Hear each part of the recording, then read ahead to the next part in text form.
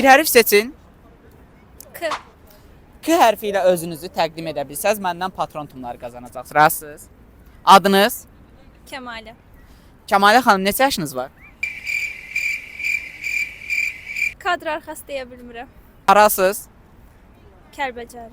Kəlbəcər nə ilə məşhurdur? Kartovuyla. Kartovu ilə. Bəli. O Gədəbəy deyildi. Kimisi üçün Gədəbəydir, kimisi üçün Kəlbəcər. Bəli, sizi daha çətinə salmaq istəmirəm. Buyurun, bizdən patron tumları qazandınız. Çox sağ olun. Bir hərf seçin. M. M. Bəli. İndi M hərfi ilə özünüzü təqdim edə bilsəz, məndən patron tumları qazanacaqsınız. Razısınız? Razıyam. Adınız? Mənsurə. Mənsurə xanım, neçə yaşınız var? 1000. 1000 yaşınız var? Mənim Bəli, sizin. 1000. Əla, harasınız? Mingəçevir. Bəli, çox gözəl. Mingəçevir nə ilə tanınır? Maraqsızdır. Maraqsızdır. Maraqsızdır.